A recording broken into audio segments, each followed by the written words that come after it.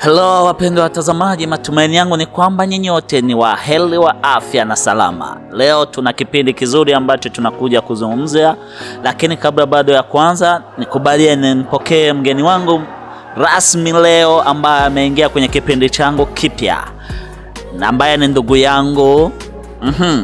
Ataweza kujieleza kweli.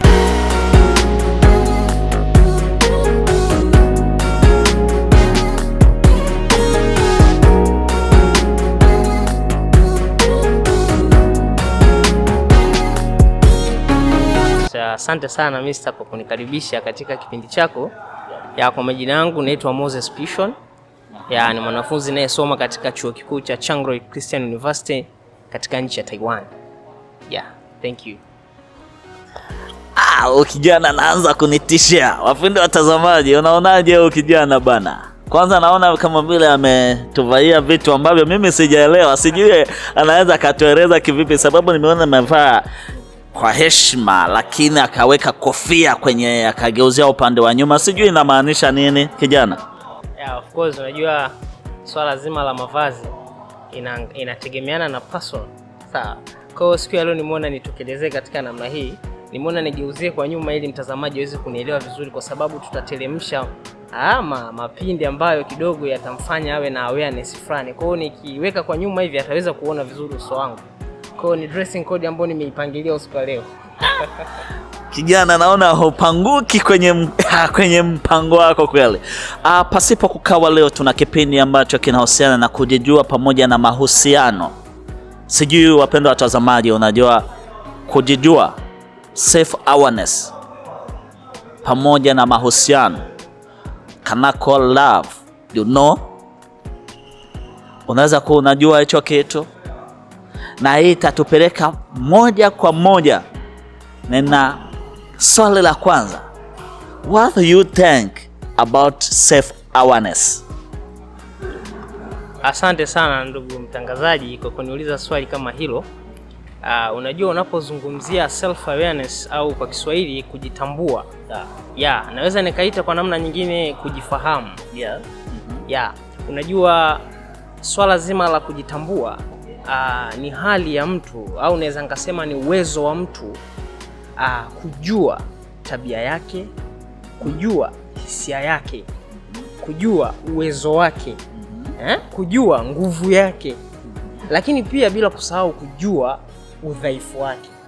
Yaani ukijua yote afu ukashindwa kufahamu udhaifu wako, utakuwa umepungua kidogo kwenye swala la self awareness, kwa sababu haya maisha yanategemea sana hivi vitu. Lazima ujue strength yako na weakness yako ni ipi, kwa sababu utakapojua strength yako na weakness yako ni kwamba itakusaidia wewe uwe na uwezo wa kufanya maamuzi sahihi katika maisha yako au katika mpangilio wa mambo yako. Labda mtangazaji, msikilizaji anaweza akajiuliza namna gani hivi vitu vina link. Anaweza akajiuliza namna gani hivi vitu vina link. Katika maisha unapojua uwezo wako ni upi, maana yake hata katika mipangilio ya mambo yako unaweza ukajua sawa mipaka yako ni ipi, nipangilie mambo yangu mpaka kufikia uwezo gani kulingana na ability yangu mwenyewe. Lakini unapojua weakness yako pia lazima itakusaidia katika mipango yako. Unajua kuna vitu utakutana navyo. Mfano, kuna mtu mwingine katika maisha yake yeye ana hasira sana ya karibu, lakini watu waliomzunguka katika mipango yake ni watu ambao wanatia hasira kweli. Nimekutana na watu wa namna hiyo. Sasa mtu kama huyu anapojua weakness yake ni ipi, lakini malengo yake ndio yana linki katika watu hao, ni lazima atachukua tahadhari binafsi kulingana na weakness yake. Asiwe mwingi wa kuongea, yani hivyo tu cool. Mwanangu, nasikia umeniweka na panafasi yangu kweli.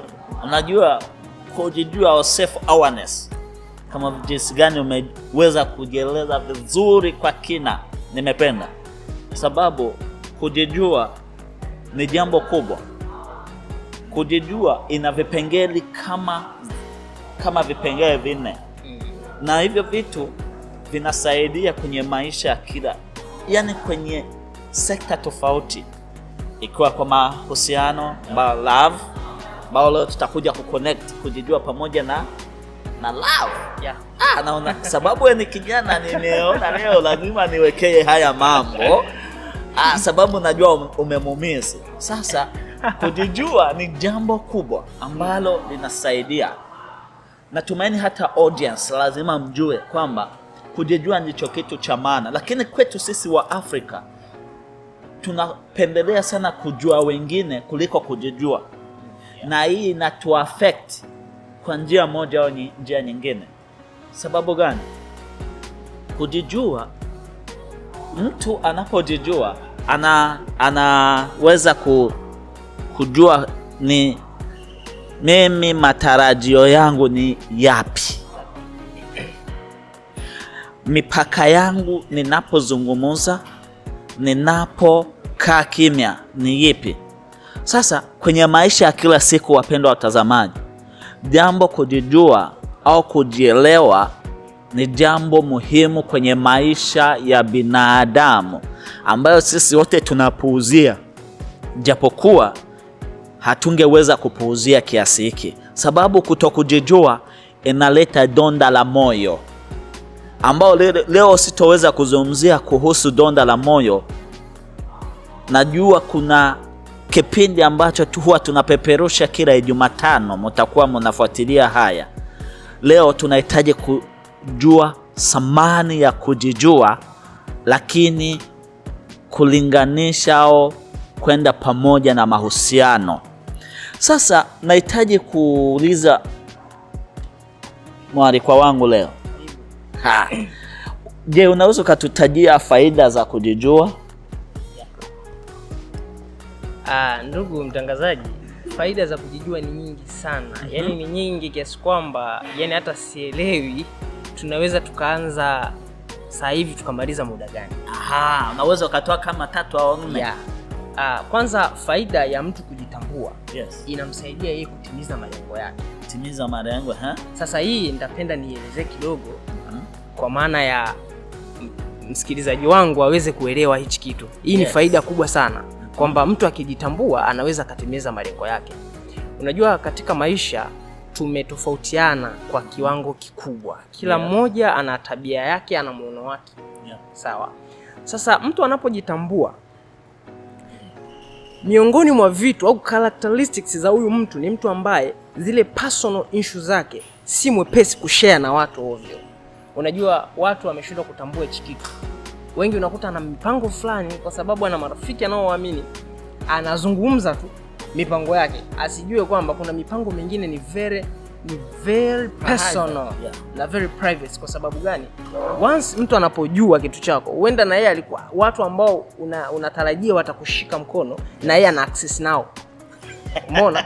Kwa pale ambapo sasa wewe umefunguka kwao, watu wanakaa chini, wanafikiria, wanasema mbona, manake lazima uelewe kuna watu ambao wenyewe kufikiria kiwango chao ni kidogo sana, lakini ni watu ambao wana take action sana. Yaani ni mtu ambaye anakaa na kusikiliza wewe. Sawa, una mawazo gani? Anaposikia kwako anaenda kufanya. Na anapofanya wewe umeshachelewa. Wewe ni una uwezo wa kufikiria, lakini kujitambua hivyo, kwa maana kujua kwamba naweza kuongea kitu gani wakati, niongee nini na nani kwa muda gani. Kwa hiyo unapojitambua na kujua vitu kama hivi, inakusaidia wewe kutimiza malengo yako. Lakini faida nyingine ya kujitambua, inakuondoa kwenye emotional dependence. Yaani nasema utegemezi wa kihisia. Unajua kuna watu wanaishi lakini wana emotional dependence. Kwa namna gani? Yaani kuna mtu leo hii maamuzi yake ni mpaka fulani ayasemee. Sawa, ni mambo ya hata ya kimahusiano. Mpaka mtu fulani ayasemee. Rafiki yangu fulani ngoja, hapana. Kwa hiyo hatukatai kushirikisha au kushauriwa, hapana, lakini hapo kuna swali kidogo. Hapo kuna swali. Naposema kwenye swala la mapenzi, lazima mtu, wapendwa watazamaji, mtaniwea radhi kidogo, acha nimkate kauli, sababu anaweza kuhusisha mambo ya mapenzi na kusema kwamba lazima iwe private. Sijui anamaanisha kitu gani, sababu sometimes unakutana hata vijana, kuna vijana, samahanini vijana, kuna vijana ambao kwenye swala la mahusiano lazima waweze kumshuhurisha mzazi wao. Hasa unakuta wanasema mimi na mama kweli. Siwezi nikafanya jambo pasipo kumwambia. Ndio. Lakini mahusiano, mama tayari amemaliza na vita yake, na wewe kwa sasa hivi ni vita yako pamoja na maendeleo yako. Sasa mimi kwa asilimia kama sijui ataweza kuniconvince 30%, naweza nikamsupport, sababu mambo ya mahusiano ni mambo personal. Ndio tunahitaji ushauri, lakini kuna hata nyingine hatua ambazo hatuhitaji kuinclude watu kwenye mambo yetu. Sasa hapo lazima utatuelewesha vizuri, japokuwa hatujaingia kwenye mahusiano au mapenzi. Hey. Asante sana ndugu mtangazaji. Nikurudishe nyuma kidogo, kama utakumbuka. Miongoni mwa vitu ambavyo tunasema ni kujitambua, ni mtu kufahamu, ni uwezo wa mtu kufahamu uwezo wake, nguvu yake, sawa, na udhaifu wake.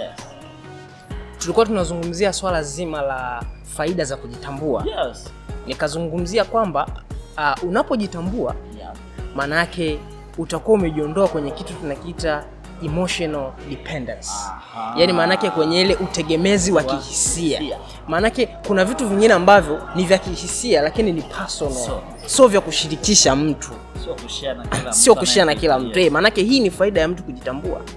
Umeona? Kwa hiyo ilikuwa ni katika kuelezea faida ya mtu kujitambua. Haya, jambo la pili. Okay. Jambo la tatu tumeshazungumzia jambo Jambo la tatu, kujitambua au kujifahamu kuna msaidia mtu au kunaweza kukusaidia ukachagua hata aina ya marafiki wa kuwa nao. Kwa sababu kuna marafiki wengine ni time loser friend, na waita hivyo. Yaani ni marafiki ambao wanapoteza muda. Yaani wenyewe ni kupoteza muda. Wengine tunawaita ni man loser friend. Nakumbuka wakati niko advanced level. Babangu mimi ni mwalimu wa shule niliyokuwa nasomea. Sasa nilikuwa akinipatia hela ya kula shule. Kidogo najua wanajua kwa sababu mimi nilikuwa najipenda kidogo. Smart, unaelewa. Sasa watu wanakuona vile, unajua umwaridadi unaficha. Unajua hiyo. Kwa namna moja au nyingine walikuwa wanaona kama vile udogo hela ipo ya kutosha. Sasa hapo nataka nizungumzie man loser friends. Siku moja naenda kula chakula mgahawani. Nikakuta ndugu zangu hao eti wamepanga leo tunachafua meza. Kwa pesa zako, kwa pesa zao. Yaani hapo sasa kila mtu aweke hapo, au watu wanne, mtu nne hao. Eti na mimi wakanijumlisha, mimi najitambua wakati huo. Mimi siendeshwi na hisia ya mtu. Maana yake kama kitu nimekipangilia, sawa, nimekipangilia mwenyewe kwa sababu mimi najitambua. So kwa sababu mimi hiyo issue ilikuwa ni kwamba sijapanga, tujakaa chini tukapanga, ile wakajua labda wakiniambia kwa wakati huo nitareact. Sasa mimi nilipofika pale nikamwambia asanteni, ni wazo zuri, lakini hilo mimi kwangu sijalifikiria, sijapanga ratiba hicho kitu. Basi wananitaga Mchaga. Unajua maana Mchaga? Mwanangu, Mchaga huwa anapenda pesa. Sasa wewe umegusia mambo ya wakaanza kuniita mchumi, lakini sio uchumi. Kitu tunachokizungumzia ni kujitambua. Kwa sababu gani? Huwezi jua mimi na mipango yangu. Sawa, mimi nasoma lakini na mipango yangu. Mmoja ana ratiba, najua mimi nimepangilia hiki na hiki na hiki. Sasa hao man loser friend kwa wakati huo, sio wakati wote. Ni marafiki zangu wazuri lakini kwa muda ule. Kwa maana yake kujitambua, faida nyingine ni kwamba unajua ni aina gani ya mtu simame naye kwa wakati gani. Kwa sababu gani? Leo hii unaweza kanifaa sana, wewe ni rafiki yangu mzuri, lakini tukaenda mazingira fulani usinifae. Sio unaelewa hiyo concept? Maana yake kama sio mtu wa kujitambua, hauwezi elewa kwamba huu muda sasa namhitaji fulani, huu muda namhitaji Jose, huu muda namhitaji Fabian, huu muda namhitaji labda Enoki, huu muda namhitaji Manuel. Of course imekaa hivyo. Kwa hizo ni faida kem za kujitambua. Haya, asante sana. Bila kukukata kauli, wapenda watazamaji, ndugu yetu amejaribu kueleza vizuri kwa kina, lakini pamoja nayo naweza nikaongeza kama mambo mawili au mambo matatu. Unajua faida za kujijua hujenga kujiamini. Sababu gani? Unapojijua unajiamini kutokiana na kiwango chako ambacho unacho. Umepana mfano. Umaridadi ufanya nini? Ficha umaskini. Aha. Kumbe kwenye neno moja tu hujenga kujiamini. Ndiko huo mzali ulipotoka. Nimetamani tu kufafanua tu vizuri. Jambo la pili, huzuia kushikinikizwa na wengine. Ili amelisema man loser Friends. Kutokiana na muda gani? Which time I need this person and which time I don't need this person. Hii itakusaidia kujua hawa ni marafiki kulingana. Maybe let me give only this example. This friend is a friend according to maybe to the dry season or to the rain season.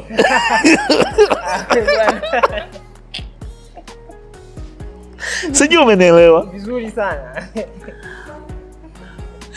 What I mean this about dry season. Unajua kuna nyakati unakaa kwenye pochi hakuna chochote. Mawazo yamekutesa, lakini unasema japokuwa huyu mtu hawezi akanipa chochote, lakini anaweza akanitia moyo. Na hawa watu tunawahitaji. Jambo la tatu, huwezesha kujipenda na kujiendeleza. Sababu hata Biblia inasema penda wenzako kama jinsi unavyofanya. Unavyojipenda mwenyewe. Aha, kumbe unavyojipenda hutokubali kulose, hutokubali kupoteza. Lazima utapigana kwenye njia ya kujiendeleza. Na hii ni faida ya kujijua, sababu mtu asiyejijua, wapendwa watazamaji, anapita na kinachokuja. Acha nikupatie mfano. Hujawahi kwenda sokoni umepangilia kununua t-shirt na una pesa za kutosha kwenye pochi lako. Hela inaongea. Unapofika kwenye market unajifikiria, unapoona kitu kizuri, hukuwa umepangilia kununua kiatu, hukuwa umepangilia kununua labda vinginevyo, lakini umepangia mimi leo naenda kununua t-shirt. Lakini unapofika sokoni, wapendwa watazamaji, unakutana mpango wote umeuharibu. Unasema hiki kiatu ni kizuri, lazima ninunue, hasa kwa wanawake. Lakini sasa hivi hata wavulana nao wamekumbwa na hili, naweza nikasema kama vile tatizo. Sasa unapojijua, utajua kuweka akiba na kuweza kupigania malengo yako na kuweza kupigania kujiendeleza kwako. Naweza nikasema kuna lingine swali la pili kabla tuende kuambatanisha hasa mambo ya mahusiano pamoja na kujielewa au kujijua au kujitambua. Unaweza ukanisaidia ni njia ipi au ni njia gani za kujijua? Sijui kwamba unaelewa hili swali. Kwa kusema ujijue, unafanya kitu gani au unafanya wapendwa watazamaji, sema unapokaa ili uweze kujijua, unaweza ukatumia mfumo gani, unaweza ukatumia njia gani? Hilo ndilo swali langu. Karibu. Asante sana kwa swali zuri sana, na ni swali la muhimu kwani wengi hawajui. Yaani kuna mtu anaishi lakini hajui kama anajitambua au hajitambui. Of course ili ujue kwa maono wangu, according to me, nitalijibu swali lako kwa mfumo huu hapa. Njia rahisi itakayomsaidia mtu aone kwamba anajitambua au anajifahamu. Kwanza lazima atumie logic fupi, logic ndogo. Unajua logic in fact is not opinion or experience. Is all about fact. Logic yenyewe lazima atambue maana ya kujitambua au kujifahamu. Uwezo ukahitaji kujijua afu hujui maana kujijua ni nini. Hapana. Kwa lazima ujue. Katika kujua maana yake, hapo ndio utajua sasa, je, mimi najitambua au sijitambui. Mfano mdogo ni kwamba kujitambua ni uwezo wa mtu kujua nguvu yake, hisia, sawa, tabia, sawa, na udhaifu wake. Sasa katika hizo components zinazounda maana ya kujitambua, mtu lazima ajue okay, mimi kwenye uwezo wa kufikiria, kwenye uwezo wa kujichukulia maamuzi na linki wapi. Anaanza kusurvey yeye mwenyewe maisha yake. Unajua hapa natakiwa aseme na ule utu wa ndani. Tunasema umbo la ndani sasa la mtu mwenyewe, sio la nje. Umeona, maana yake kujitambua inakaa kwenye kiini ndani ya mtu. Sio vitu ambavyo ni observed. Ni kitu ambacho kiko ndani. Maana yake sasa anaanza kuangalia, anapita kwenye hisia yake imekaaje. Mambo yake iko je, huyu mtu ni wale tunaowaita emotional dependence. Akijikuta yuko hapo, maana yake anaona kabisa kwenye hii yengo na weakness. Hapa sijitambui katika hichi kitu. Nguvu yangu iko wapi? Mimi sina nguvu kabisa. Mambo yangu yani kama vile anapelekwa, sina uwezo wa kukaa na kile ninachokipanga kikafanikiwa. Okay, weakness yangu ya hapa sijajitambua. Sema huyo mtu aweze kujua hii weakness yangu ni hivi au nguvu yangu iko hapa. Sasa nahitaji kujua hizo njia. Kwa mfano, self reflection, kutafakari. Hiyo ni njia moja baadhi ya njia nyingi. Hiyo ni mfano tu ambao nimetoa. Kwa kusema ujue my strength, my part strength is this one, my weakness part is this one. Unatafakari. Maybe kutokeana, wapendwa watazamaji, na mfano uliouona au kitu ulichokutana nacho kinaweza kukupatia kutafakari. Mfano, umegombana mchana. Huwa mara nyingi kama mtu amefanya kosa au mtu amefanya jambo mchana, usiku memory narudi. Naanza kutafakari hivi, mchana wangu umepita vipi, imekuaje. Sasa na hiyo ni njia. Sasa tueleze. Mimi nimesema self reflection, kutafakari. Wewe mwenyewe unatafakari. Of course nafikiria nilichokiongea hakiko mbali sana na ulichokisema. Labda mtazamaji wangu naweza nikampa hits ndogo tu kwamba atajuaje kama anajitambua katika hivi vitu vya hisia, nguvu, nini. Anaweza akajifanyia survey mwenyewe kwenye mipango yake. Manake kujitambua, mimi ninavyojitambua ni tofauti na wewe. Unajua mtazamo uko tofauti. Mfano mimi ninapofika sehemu yote naangalia kitu, ninavyokiangalia kitu na kiangalia katika opportunity side. Nakiangalia okay, hichi kitu kinaweza kaa kina opportunity gani kwangu. Hiyo iko hivyo, lakini sio kila mtu atakuja yeye ataona kitu fulani afuata kichukulia katika hiki kinaweza kuwa ni fursa. Umeshaona? Kwa hiyo ni personal issue. Sasa unaweza ukafanya kwamba okay, katika maisha yangu, mwenendo wa maisha yangu na mipangilio yangu, je, kwenye swala nzima la nguvu, je, ni nguvu kubwa inayotoka nje kuja ndani au ni ya kwangu? Maana kuna mwingine mipango yake ndo kama hivi inaendeshwa na watu wengine. Ana explain kwa watu wanalani mipango yake. Sasa unapoona kwamba okay, mipango yangu mimi nguvu kubwa inatoka nje, hapo unajua kabisa kwenye upande wa nguvu, strength, hapa nimepungua. Unakuja kwenye swala zima la weakness yako. Unaangalia pia hakuna mtu ambaye hana weakness. Na ukishindwa kuitazama weakness yako, uwezo ka move on. Kwa sababu mwisho siku utakuwa unajiamini ila weakness unayo. Unajikuta sasa unapotaka kwenda mbele, ile weakness yako imetokea, unapigwa. Sawa? Either unapigwa na maneno ya watu. Kuna watu wana weakness ya kusikia. Kwa hiyo inabidi awe na uwezo wa kuziba sikio. Anazibaje sikio? Ni kutulia tu, anayaacha yapite.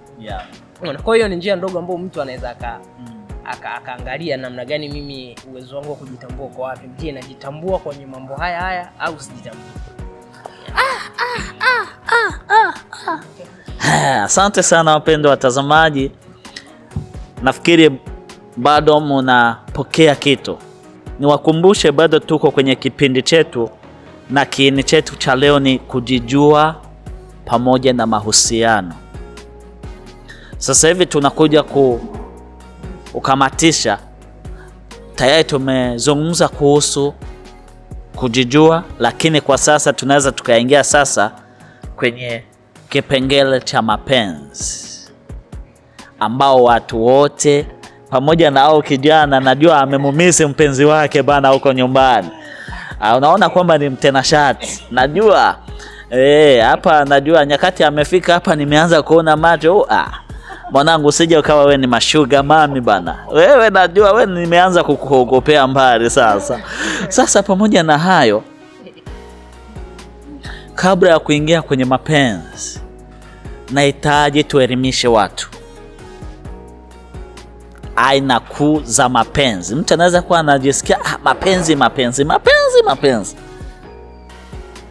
Najua wapendwa watazamaji, hata sasa hivi nikikwambia andika kwenye comment, what is love? What kind of love do you know? Usije ukatuambia agape hizi za Biblia. What is kind of love, really love, you know? Najua andika kwenye comment section pale. Wewe ambao utakayeandika wa kwanza, unatuambia tukikuja kukutana na afu tutaweza kuchunguza vizuri, tusije kukutana kwamba umesikiliza kwanza afu ukakuja kujibu baadaye. Haya, kwa kweli kwenye maisha ya kila siku tunahitaji sisi wote mapenzi. Unahitaji kusikia kwamba umependwa. Hata mimi nahitaji kusikia na kusikia niko comfortable kwamba nimependwa. Naweza nikasema jambo la kwanza, mapenzi ya kimapenzi. Unaweza kutofautisha labda mapenzi ya kimapenzi. Wapendwa watazamaji, if you are able kusema kutafasiri hili jambo, kweli nitakuamini. Mapenzi ya kimapenzi, kwa mfumo wa Kiingereza ndipo watakapoelewa romantic love. Mapenzi ya kimapenzi is romantic love. Unaweza ukalizungumzia vipi bana? Asante. Mara ya kwanza ulikuwa unakuja kama vile unahitaji nikupe full details za neno mapenzi au love ni nini. Alafu umediverge, umenispecify. Wewe mkorofi bwana sasa. Okay, umehitaji kujua na msaidie mtazamaji kwamba romantic love. Kwanza lazima uelewe nini maana ya kupenda au upendo. Najua hii ni hisia. Naweza kusema mimi according to you, unavyozungumzia love au kupenda, ni ile feeling mtu anojisikia juu ya kitu fulani positively. Sio, unanielewa hapo? Upendo, kupenda. Sawa, ni feeling. Hii ni feeling ya mtu juu ya jambo fulani. Na feeling na hichi kitu kwa kweli. Napenda maji, kunywa maji. Sawa. Sasa lakini bila kukata kauli, ukiwa unasema mimi napenda kunywa maji, napenda aina ya hii maji, there is a reason behind. Ndio tunakuja huko. Ndio tunakuja kwa sababu umeshani specify, ngoja nikupe vitu. Sio mchovu sana. Bahati nzuri romantic love inafahamika sana na watu wengi, na sitokuwa mtu wa kwanza kuelezea au kujibu swali lako juu ya romantic love, lakini nitaelezea according to me na kulingana na muono wangu mimi. Na utupatie mfano kwako. Sawa. Wewe mbona ni bana sana. Sawa, sasa unapozungumzia romantic love, as I told you kwamba umesha specify. Huu ni upendo unaohusisha jinsia mbili tofauti. Sio wa dada kwa kaka na dada. Hapana. Ni upendo ambao at the end of the day, at the summit, manake unahitaji hizi jinsia mbili, sawa, zifike hatua zitimiziane mahitaji ya kimwili. Hiyo ndo romantic love umespecify. Sawa, kwenye romantic love hatuna eti nakupenda tu na kupenda kama rafiki, hamna hiyo. Bwana, mbona unaanza kuingia mbali sana? Ndo umetaka romantic love. Lakini bila kukata kauli, romantic love have the steps. Of course.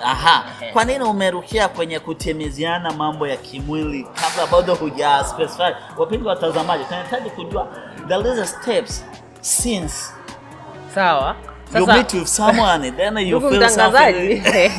Unapozungumzia step sasa, unataka tuwafundishe watu kutongoza. Hapana. Unajua hiki ni kipindi cha kuelimisha vijana, hata watu wakuu. Unajua kuna akina mama ambao wamefika mpaka sasa hivi wamezaa kama watoto wawili au watatu, hawajui neno ambalo wanawaambia, hata mume wake anamwambia my wife I love you, I adore you, I admire you, you are so kind. Unasikia? Kwani ana miss. Unajua chupa tunapomaliza kutoa hii maji, acha niwapatie mfano wapendwa watazamaji. Nyakati wamenunua hii maji, wamenunua kwa bei. Zile pesa ambazo wamenunua ndio nyakati ambao mmekutanana wewe pamoja na mke wako au na mume wako au na mpenzi wako. Ni thamani ya muda na maneno aliyekwambia nyakati mmekutanana. Silali, sijui nini na nini. Ndio zile pesa ambazo amefanya nini? Amenunua hii maji. Sijui mnanipata? Afu huyu kijana, ili chupa unaona ni maji baridi wameweka kwa friji. Ina maana kwamba penzi na nahitaji unifuate vizuri, japokuwa amepeana muda wake wote, japokuwa nimechukua pesa nikanunua hii maji, lakini lazima inahitaji niatumie, lakini kwa kuweza kuyazingatia na kuyapatia na kuyaweka kwenye nafasi yake, ili nyakati nitakapoyahitaji yaje na thamani. Sio kuhitaji, sio kuyafungua na sio kununua maji na kupita na yakunywa, lakini lazima kuna steps ya kufungua. Sasa wewe umetuambia romantic love, unaona ni hivi, unaona ni hivi, inahitaji kutimiziana mambo ya kimwili. No. Sio. Sasa wewe utakuja kufanya kosa moja. Utakuja kufanya kosa ya kubaka. Unajua hata kwa watu wenye ndoa huwa wanabakana. Sababu gani? Sikutengenezi kihisia, hujanitengeneza kihisia, nimekuja tu kama vile kuku. Hata kuku sasa hivi hujaona zimefanya hivi? Pale zinakuwa bado zinatongoza. Sasa lazima sasa wekea specify for our audience. Sawa, unajua ndugu mtangazaji, kulingana na nature ya swali lako lilivyokuja, lilinisite mimi kulijibu kama hivyo. Na ndivyo lilikuwa sahihi hivyo kulingana na jinsi lilivyoulizwa. Lakini kama ingekuwa ni namna gani romantic love inatokea, tungeanza huku nyuma. Ila ulitaji ajue nini maana ya romantic love. Sasa uwezo kuzungumzia romantic love bila kuzungumzia hicho kitu. Ndio the meaning of it. Sawa? Ya ile unavyozungumzia sasa romantic love, ukitaji kujua kwamba hii inatokeaje. Hapo sasa ndio tungeanza kwa utaratibu. Nisingeweza kujibu kitu ambacho sijaulizwa. Sawa, sasa hii romantic love unajua, kwanza ni mtahadharishe na ndugu mtazamaji na ndugu mtangazaji. Mimi niko kidini sana. Wanapenda kuniita pastor. Niko kidini. Watu wanaokuita pastor mimi siwaamini. Na kwa nini wananiita pastor? Sijajitambulisha kwa kulingana na sio wewe unavyoniangalia, hapana, kulingana na mwenendo wa maisha yangu. Kwa hili swala la mapenzi na romantic love, ambapo romantic love yenyewe haipukiki ipo, lakini kulingana na muktadha husika. Inazungumzia kulingana na muktadha husika. Lakini romantic love hii haiji tu from nowhere. Japokuwa watu hawaelewi kitu. Kuna mtu mwingine tu anatoka tu from nowhere, unajua tamaa. Unajua kwa mwanaume, kwa sisi vijana, kitu kinachoanza unapomwona binti, wengi ni kutamani. Yaani hiyo kisaikolojia imekaa hivyo. Wengi unatamani. Na unatamani nini? Kulingana na attraction yake iliyokuvuta wewe. Namna gani umevutika na yeye kwa lipi? Sasa manake ni nini? Ukienda pale utakuwa umetudanganya kwamba umempenda. Manake upendo unajengeka kadri siku zinavyozidi. Lakini sasa utujibu kulingana na kujijua. Mtu anayejijua anaweza kurupuka tu kwa kuona tu mara ya kwanza afu na anapenda. Sasa unajua hilo swala la kutamani, hilo hakuna mwanaume ambaye tamani. Ngoja nikupe kitu kimoja kwenye kujitambua hapo. Wakati mimi nasoma, nilikuwa ni mtu ambaye A level hiyo. Ni mtu ambaye na watahadharisha sana vijana wangu juu ya mahusiano. We have to be careful. Sasa challenge moja ambayo nilikuwa nakutana nayo, nilikuwa naulizwa hivi. Wewe utamani? Vipi? una msichana. Msichana. Hayo ni maswali ambayo nauliza. Ndio nakuja sasa huko. Unaona? Kwanza lazima ujue mapenzi pia haya ni privacy issue ya mtu ndio. Lakini sasa kitu ambacho nilikuwa nawaeleza kulingana na nikilinki na kujitambua ni kwamba kama kijana, kama binadamu niliyetimia, swala la kupenda au kutamani haliepukiki. Sasa kama haliepukiki kulingana na malengo yako mwenyewe, as I told you kwamba mimi ni mtu ambaye nimekaa kidini, yani nampenda Mungu, nimeokoka nampenda Yesu. Sawa? Kwa na mimi na malengo yangu kwenye swala zima la mahusiano. Sijui unanipata? Sasa kulingana na malengo yangu mimi, jibu niliokuwa na wajibu ndugu zangu ni kwamba natamani na ninapenda. Lakini ninapokuja kwenye swala la kutake action, huwa naangalia kulingana na malengo yangu mimi na mipango yangu. Sitaki kuwa na emotional dependence. Sawa? Kuendeshwa kihisia tu, hapana. Lazima ni linki na malengo yangu. Hapo nimesha linki mahusiano na kujitambua tayari. Maana yake mimi najitambua kwamba for this time I don't need this. You see? Kwa maana yake tayari hapo uwezo wa kujitambua, nguvu yangu muonekane iko wapi, kwamba na uwezo wa kudhibiti na vitu ambavyo vinaonekana kwa macho ya damu na nyama haya ya kawaida. Anatupeleka kidini kijana bana, anatupeleka kidini kwa macho ya damu na nyama hayawezekani. Ila kulingana na kwamba najitambua. Hiyo inakaa hivyo. Kwa hiyo swala la mahusiano ndugu yangu ambao ni romantic love ni kitu kipana sana, Lakini kwa ushauri wangu hapo kwenye romantic love, unajua kuna watu wengine nimeliona hilo. Kuna mtu mwingine tu hana sababu. Unajua kuna rafiki yangu mmoja alikuwa hanaga msichana. Sasa mimi nilifikiria huyu ndo wa kupiga naye injili. Tunapiga injili shuleni. Umeshaona? Kumbe ndugu yangu nikaja kumresearch, sawa? Nikagundua yani yeye hana msichana. Sio kwa sababu eti ni wadini sana. Ni kwa sababu hana access, yani wanaoita si domozege. Lakini uelewe kitu hapo. Yani kuna mtu mwingine hayuko kwenye mahusiano sio kwa sababu kaokoka sana. Hapana, ni kwa sababu hana ile access ya kuweza kufanya hiki. Sasa mimi access sio kwamba siwezi. Na uwezo, ila mimi najitambua kwamba sitaki kufanya hiko wakati huu. Siendeshwi na hisia au siendeshwi na nini, kulingana na mimi sasa mipango yangu kwenye mipangilio ya maisha yangu. Mimi nataka nifanye nini kwa wakati gani, kwa muda gani, kwa vitu kama hivyo. Katika maisha ni bora. Na mimi nilikuwa naonekana kijana wa hovyo kwa sababu hichi kitu kwangu mimi naona ni kikubwa, kuwa na uwezo wa kujua ni kitu gani nifanye kwa wakati gani. Lakini kwa sababu inaonekana yani kukaa hivyo ni uongo. Kwa wengi walikuwa wanakaa vile. Lakini at the end of the day when they go, watu wanakuja kurealize kwamba huyu mtu kweli alikuwa ni wa maana, alikuwa anafanya kitu. Mpaka sasa hivi mimi na rafiki zangu ambao wananipigia wananiita Faulao. Unajua kwa nini? Nilikuwa nawapiga injili nikawaelezea habari za Farao, nikachapia nikasema Faulao. Kwa ananiambia Faulao mtumishi wa Mungu.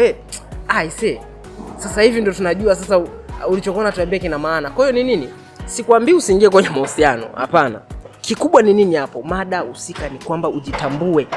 Tambua mimi nataka nifanye kitu. Unajua kwa sababu gani? Mahusiano na nguvu yanaweza kukuvurugia. Ukishindwa kujitambua kwamba kujua huu ni wakati sahihi ambao mimi ubongo wangu umekomaa kuingia kwenye hichi kitu. Siwezi hakiwezi kikainterfere vitu vingine. Sawa. Sasa mwingine anaingia hawezi, yani hajitambui kabisa, hajui kwamba huu ni wakati sahihi wa mimi kufanya hivi. Nita disturb vitu vingine, nita disturb mipango mingine. Umeona? Na nimeona hata marafiki zangu wengi wamevurugika kulingana na kwamba mtu anaingia kwenye mahusiano muda ambao sio sahihi. Sawa, mwingine kaingia wakati tuko orevo, kaingia kapata mimba. Sawa, kaacha shule. Umeshansoma. Huyu mtu akujua afanye nini kwa wakati gani. Sawa, inatokeaga pia bahati mbaya ndio, lakini you never know kwa huyu mtu alikuwa katika mazingira. Lakini ni kwamba inabidi mtu jitambue tu. Sawa, ujitambue kwamba mimi huu ni wakati sahihi wa kuingia kwenye nini? Kwenye mahusiano ya namna hii. Kwa sababu usiseme tu unapenda sana shida yako romantic, usiseme tu romantic. Upendo ni vitu vingi sana. Kwamba lazima ujue sawa ni kitu gani nikifanye kwa wakati fulani. Asante sana wapendwa watazamaji, nikubaliani nimshukuru kaka yetu, amejaribu kutafasiri about romantic love.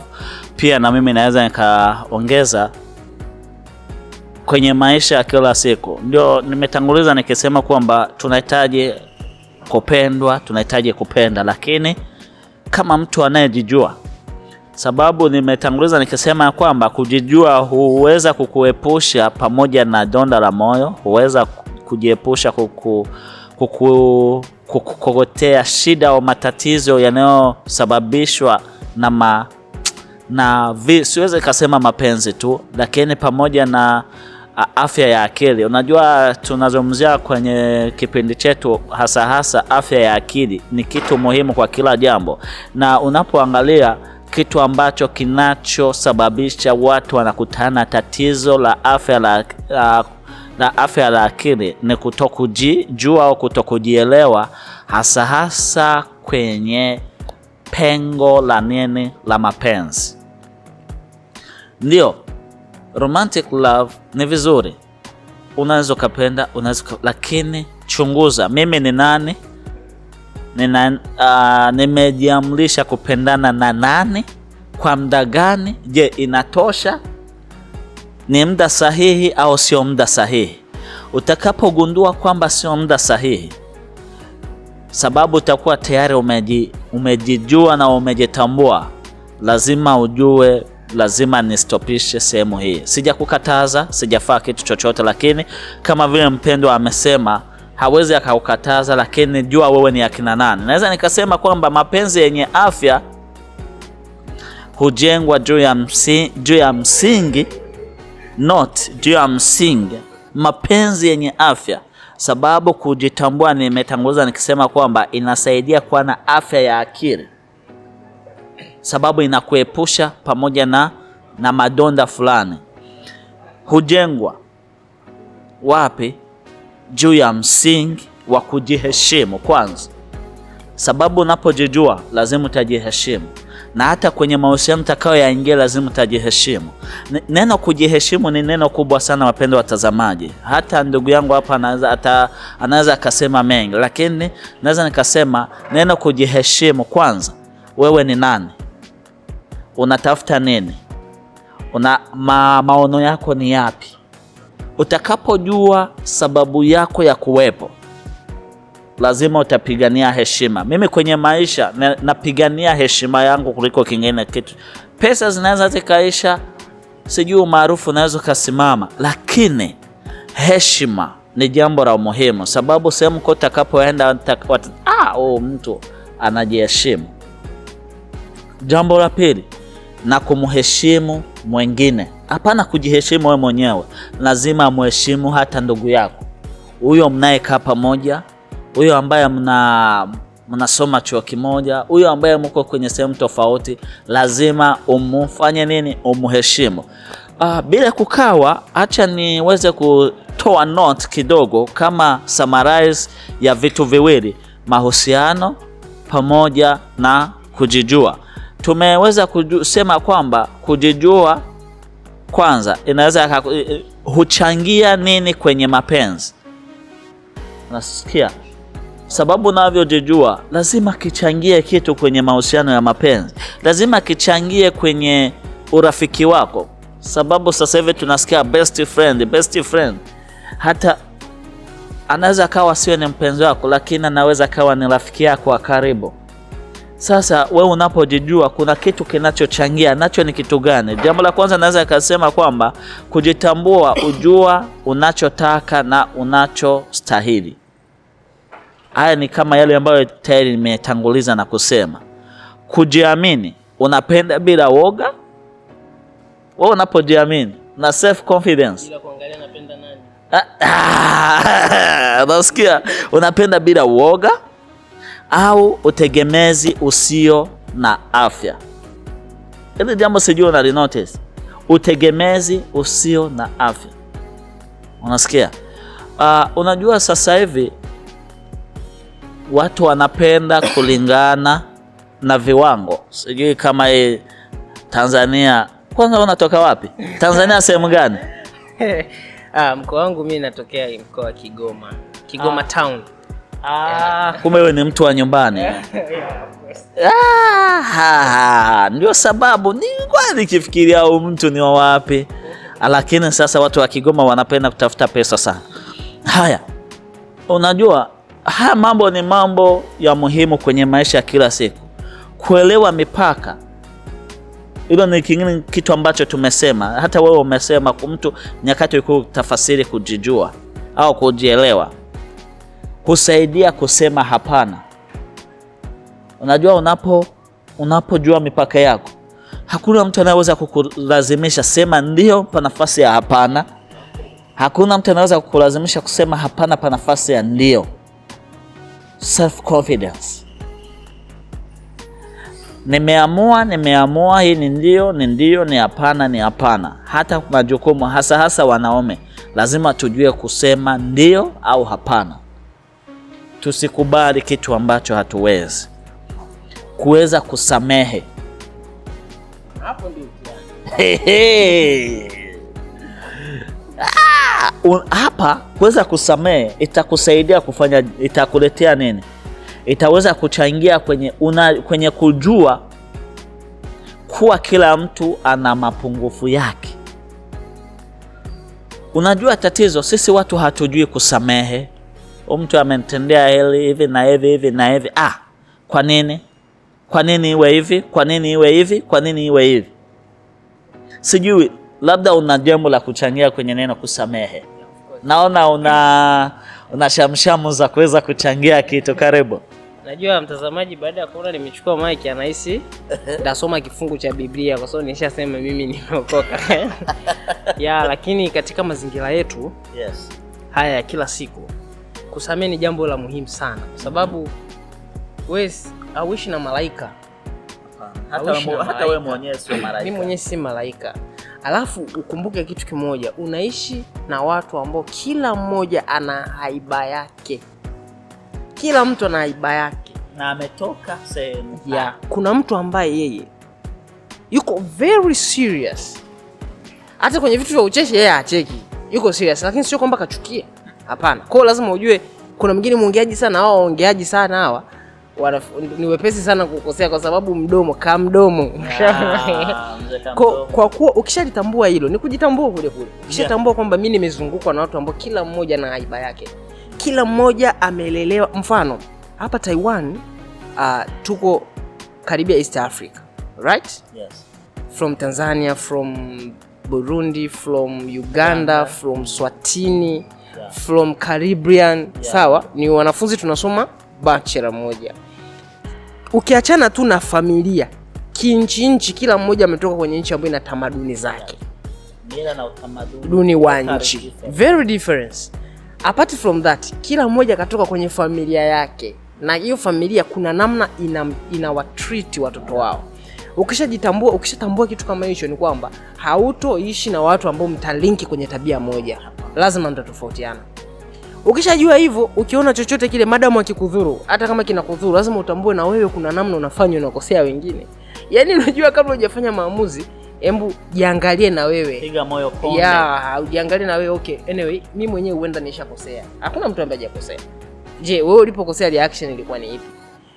Sawa? Kwa hiyo usihukumu sana. Hii uwezo wa kusamehe ni kitu ambacho utakuwa na marafiki wengi, utaweza kuishi na kila mtu. Alafu cha pili, katika ili uweze kuepukana na haya mabara, ni bora usiwe muongeaji. Unajua kulopoka, mimi nizungumzie kulopoka na sio vizuri kukwaza watu wengine. Hata kama kuna neno kusamehe, usifanye makusudi eti kwa sababu mtu atakusamehe.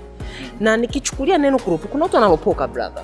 Kuna watu wanalopoka. Maana kulopoka sio kukaa hivi afu nasikia mtu anasema kwa sauti, yes, kulopoka. Kulopoka ni mtu anazungumza kitu ni pointless. Pointless haina maana kwamba hana point. Pointless ni according to currently. Sawa? Situation. Maudhui ya wakati huo ni yapi? Hata kama utaongea kwa ustaarabu wa namna gani, ila umeongea pointless na kutem kama ni mlopokaji. Kwa sababu unaweza kujikuta kwa kwadha watu. Vitu ni serious, unaleta jokes. Utakwaza watu. Alafu baadaye utahitaji usamehewe. Usiwe mtu wa hivyo. Jiepushe. Napendaga kusema mtu ni bora uwe kwenye right way. Uwe kwenye njia ambayo ni sahihi. Japokuwa ni ngumu, lakini jitahidi uwe kwenye upande ambao ni sahihi ili usisababishe makwazo. Once unakwaza mtu mwingine, hivyo hujui. Kuna watu wengine viko hapa karibu.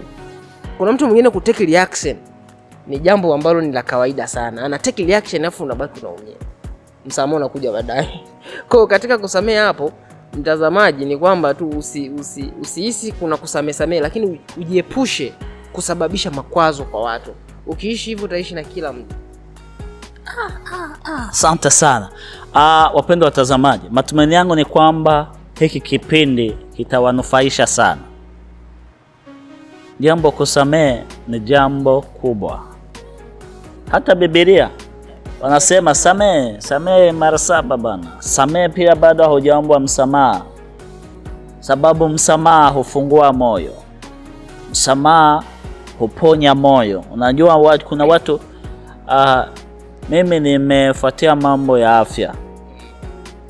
Unajua mtu anapokuwa kila siku ana vinyonge na watu, bro, anaumwa pressure na madhara yanarudi kwa wewe mwenyewe ambao hujapenda kusamehe. Leo hatujazungumzia kusamehe, lakini ilikuwa imepita ndani. Jambo linalofuata, kukubali hisia zako.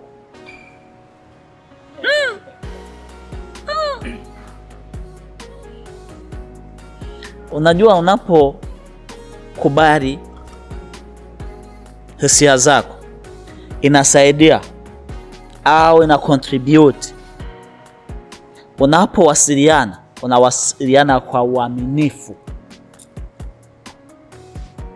Unaweza kanihoji kivipi mimi, yani naweza nikikubali hisia zangu na inaweza ikasaidia hata kwa uaminifu.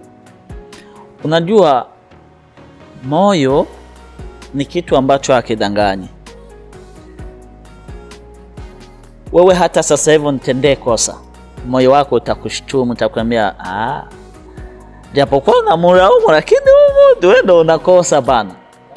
Kumbe unapokubali hisia zako itakusaidia kuongea kwa uaminifu, hata watu watakuona kama vile mwaminifu. Sababu gani? Unachokiongea is from bottom of your heart. So unapojijua, utajua kukubaliana na hisia zako, na hii itakuja kukusaidia kuwa mwaminifu kwa kila jambo. Tukiingia kwenye ukingoni, naona tunaweza tukashauri kivipi. Nitazungumza tu kidogo, afu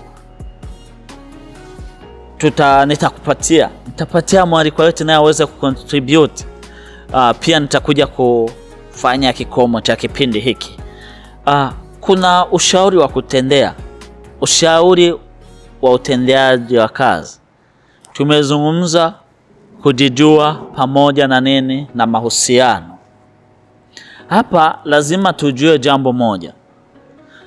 Jambo la kwanza naweza nikasema,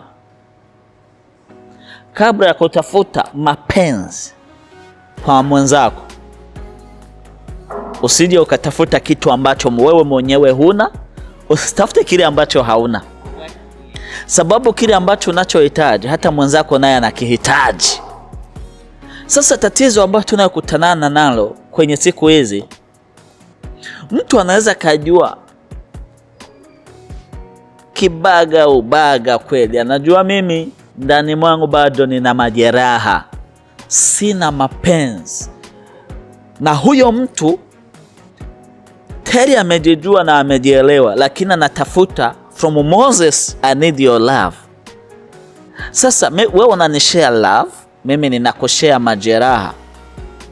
Na hiyo kila siku marumbano, kupigana. Sasa kabla ya kutafuta upendo wa nje, hakikisha una upendo wa ndani. Sio kila mapenzi ni ya afya. Ili jambo weka kimstari hapo chini. Sio kila mapenzi ni ya afya. Tambua tofauti kati ya mapenzi ya kweli na utegezi wa kihisia. Hii ni Swahili fasaha bro. Utegezi wa kihisia.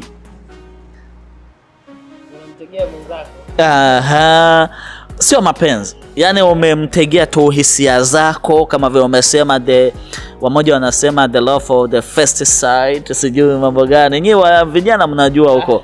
Sasa kweli sio kila mapenzi ni ya afya. Lazima ujue. Unapojijua itakusaidia kabla ya kuchukua uamuzi vizuri. Kabla ya kuchukua uamuzi utatekeleza mara 2 mara 3. Na utagundua labda ni mapenzi ya kweli au ni utegezi wa nini? Wa kihisia. Kabla bado sijafunga, nimeweka kama 2 au 3 ambazo nitakuja kuzungumzia. Acha nimkaribishe Moses naye aweze kucontribute kwenye ushauri wa kuitendea kazi kwenye haya mambo mawili, kujijua pamoja na mahusiano. Karibu. Asante sana ndugu mtangazaji. Unajua ushauri ni chakula cha hisia pia, kwa sababu mtu anapata kitu ambacho anaenda kukifanyia kazi. Sasa kwenye ushauri hapo, kwenye jambo la kujitambua na hisia, kwa sababu ni vitu ambavyo vina connect. Yani ni vitu ambavyo you can't separate them. Yani uwezo ukaviseparate kweli. Na ukiviseparate ndio damage inatokea. Sawa?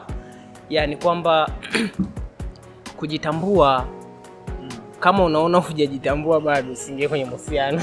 Usiingie sababu utagaga huko. Kwa sababu of course mahusiano kwa experience tu ndogo hata ya kutazama unaona jinsi anavyosumbua watu.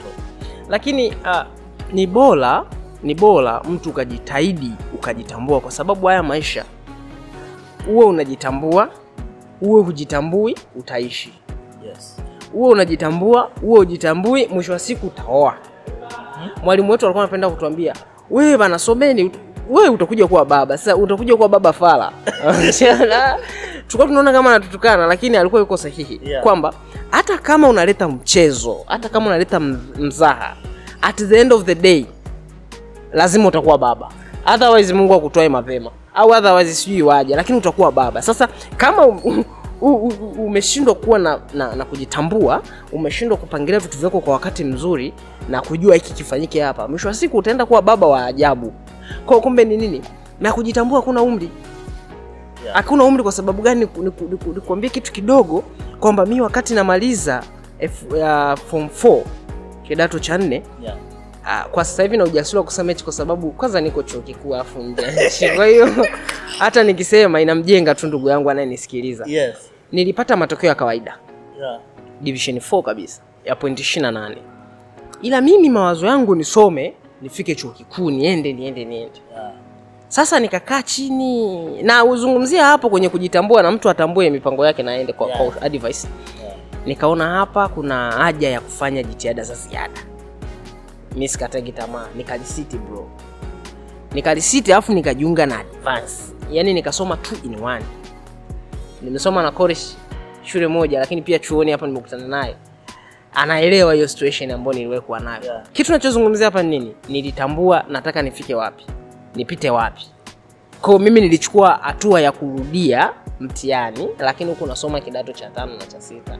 Wakati huo nahitaji kusoma tuition. Baba yangu ana watu wengi wa kuwasomesha. Kaka yangu alikuwa anasoma chuo kikuu afu ana mkopo. Inabidi pesa nyingi iende huko. Nahitaji kusoma tuition, nahitaji pesa. Nafanyaje? Before sijajiunga na kidato cha 6, nikasema hapa okay. Nikasema sitaji kuwa tegemezi. Sijui akili ilitokea wapi. Nikasema hapa nitapiga vibarua, nitafute hela. Ndio maana wananiita Mchaga, Baili. Wananiita mchumi, lakini kulingana na mazingira. Kwamba okay, lengo langu ni kusoma. Sawa? Nafanya kazi, napata pesa, nafanya saving. Lakini nikasoma, mwisho wa siku sinipo huku. Sinilisoma nikafaulu. Sinikaendelea na advance. Leo sinipo hapa. Unataka uniambie nilichokuwa nakifanya ni kibaya? Maana yake hapo umeiona nguvu ya kujitambua ambayo ilinisaidia wakati ule. Kumbe bila kukata kauli. Kujitambua madhara yake, ikiwa mazuri au mabaya, utayaona kwa mbele. Lazima yatokee. Ukiwa bado hujajitambua, kama vile amemasheni, haitizami miaka, umri wako. No. Sababu jambo ni hili. Huwa umenikumbusha, nimeambia vijana mmoja hapa, nikamwambia sisi wote hapa, sisi wote ni wanafunzi, lakini kitakachoonyesha wewe ulisoma nje ni baada ya kurudi nyumbani. Kumbe maamuzi yako au kujijua kwako tutakuja kukuonea nyumbani, sio hapa. Hapa sisi sote tunashia kila kitu sawa, lakini utakaporudi itakuwaje?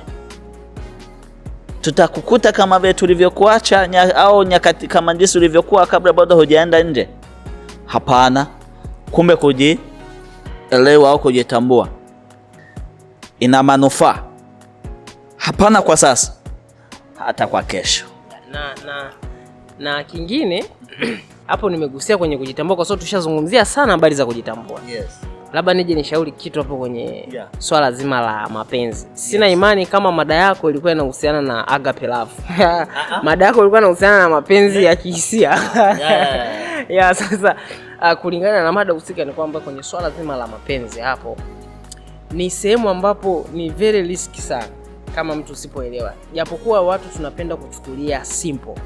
Sawa, tunachukulia simple sana, lakini mahusiano yanayohusisha jinsia mbili ya kimapenzi, kwanza lazima ujue Mungu mwenyewe ametuumba, lakini akatoa go ahead, akaona Adam hafai kuwa peke yake, akampa Hawa. Maana yake ni kitu ambacho hata Mungu anakikubali, alafu wewe unakichukulia poa.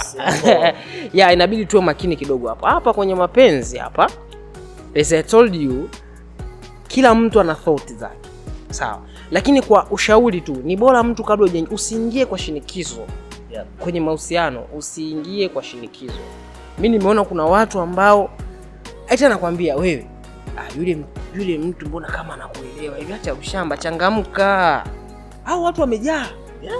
Hao watu wamejaa, hizi pia pressure zinaharibu sana. Sasa mwingine anajaa kichwa, anasema huyu fresh. Anajikuta anaingia kwenye mahusiano, lakini hata ukimuuliza wewe umeingia kwa mahusiano kwa ajili ya nini? Haelewi. Yaani maana yanakuwa mahusiano sio kuwa na msingi. Yaani mwisho wa siku ndio kule kuchezeana tu. Umeshaona? Maana yake ukiingia kwenye mahusiano jihoji before hujaingia kwamba okay, mimi naingia kwa sababu zipi? Je, naingia tu kupata vitu fulani alafu nipita hivi, au naingia kwa ajili ya nini? Kwa ushauri mkubwa kwenye mahusiano hapo, uingie kwanza umejiassess personally bila kuwa na influence ya nje. Sawa? Lakini pia upate sababu ya kukuingiza kwenye mahusiano. Lengo ni nini? Mahusiano yanyooke. Mahusiano yanaumiza brother. Yanaumiza kweli kweli. Kwa ili asikuumize, japokuwa ni ngumu baba. Yaani hata kama ulipatia ukafanyaje haya mambo yako inside. Yako ni bora uingie, lakini utambue kwamba kwa nini naingia kwenye mahusiano. Na ujue naingia na fulani, naingia na nani, na wewe ujijue iba zako. Ili mwisho wa siku unapoingia kwenye mahusiano, yule mtu ana tabia zake na wewe una tabia zako. Tunakuja kwenye upande kule kujitambua. Lazima ujue kama huyu mfano kuna mwingine ametoka kwenye familia ambayo yenyewe wana uwezo. Wewe umetoka kwenye familia ambayo uwezo ni mdogo, kwa umezoea kujipambania. Yule kazoea akitaka kitu anapata hapo hapo. Kwa huko kote nini? Kama ulijua kwa nini naingia kwenye mahusiano na nani, kwa muda gani, kwa ajili ya nini, itakusaidia sana. Hutopata shida ya vitu vidogo vidogo. Japokuwa hayo mengine ya ndani ni personal sasa. Utapambana nayo. Ndugu zangu wapendwa watazamaji, hiki ni kikomo cha kipindi chetu, lakini nikubalia niwaambie kwamba jambo la muhimu kwa kila siku, jielewe, jitambue. Na hii itakusaidia kukumbana na madhara tofauti, kiwa ya kimapenzi, kiwa ya maisha, kwa kazi zako, sababu hii kujielewa au kujitambua inagusa sekta tofauti. Ukiwa wewe ni baba, unapojielewa itakusaidia kuelewa mke wako, kuelewa watoto wako. Ikiwa wewe ni mama, itakusaidia kuelewa mume wako, hata watoto zako. Ikiwa wewe ni mwalimu, itakusaidia kuelewa kila mtoto unayemfundisha, sababu wewe ni mkufunzi. Jambo la kama kumalizia, naweza nikasema ya kwamba kwa kila sekta tofauti tunahitaji kujielewa na kujitambua, sababu usipojielewa na usipojitambua madhara yapo. Na ndio haya ambayo tunakutana kila siku kwenye maisha tofauti. Nikubalie nimshukuru mpendwa ndugu zangu mwaliko ambaye amekubali kuja kushare pamoja na nyinyi wapendwa watazamaji kwenye kipindi cha leo. Matumaini yangu ni kwamba hata siku nyingine, ikiwa mtaweka kwenye comment kwamba mnamhitaji ili arudi, nitamrudisha tena. Asante sana.